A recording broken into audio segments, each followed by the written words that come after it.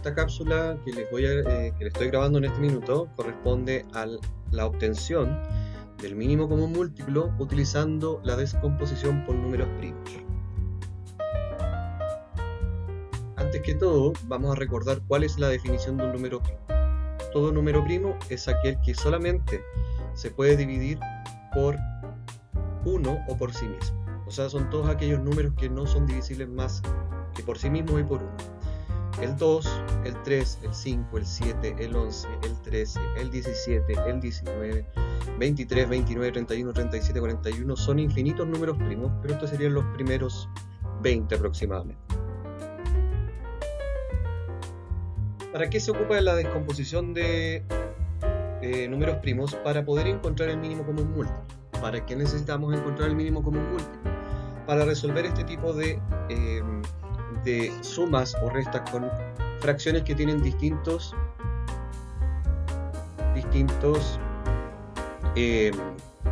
denominadores. Por lo tanto, los denominadores acá son el 50, el 75, el 160 y el 180. ¿ya? Y vamos a comenzar a descomponer los denominadores por factores conocidos.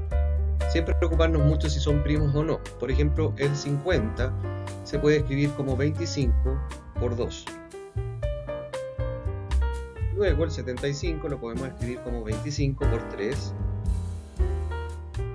El 160 como 16 por 10. Y el 180 como 18 por 10. Como les dije, las descomposición dan exactamente lo mismo como las hagamos siempre que sepamos hacerlas no importa el orden, pero sí tenemos que llegar a solo números primos. Por ejemplo, el 25 anterior se puede descomponer como 5 por 5, o sea, esto es 5 por 5 por 2.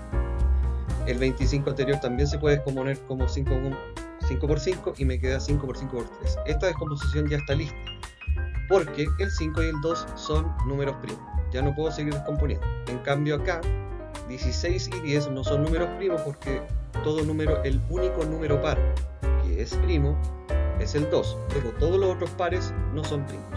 El 16 y el 10 son números compuestos, que es lo opuesto a ser primo. Entonces vamos a seguir descomponiendo. El 16 se puede descomponer como 4 por 4 y sigo agregando el 5 y el 2 que venían desde antes,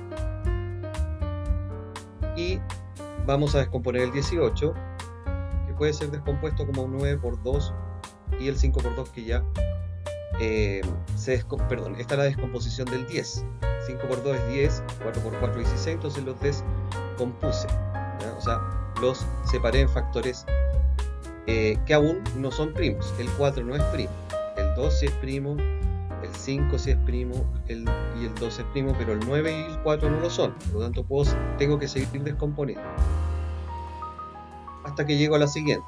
Los dos 4 que aparecían anteriormente, 2 y 2, 2 por 2 4, 2 por 2 4, aquí está 4 por 4 por 10, que es 5 por 2, y el 9 también lo vamos a descomponer en 3 por 3, ¿ya? Ya está hecha la descomposición en números primos del 50, que vendría siendo 5 por 5 por 2, 75, 5 por 5 por 3, 160 es 2 por 2 por 2 por 2, por 5 por 2, y acá también tenemos 3 por 3 por 2 por 5 por 2. Entonces, esta es una descomposición en números primos. Lo que tengo que hacer ahora es agrupar los números primos que son iguales. Por ejemplo, en el primer caso sería 5 por 5, es lo mismo que dejarlo como 5 al cuadrado. En el mismo caso como 5 al cuadrado. Recordemos que en el 160 teníamos 4 veces 2, un 5 y un 2 al final. Por lo tanto son 5 veces 2, perdón, o 2 multiplicado por sí mismo 5 veces. Entonces lo puedo resumir como 2 elevado a 5. ¿ya? Podemos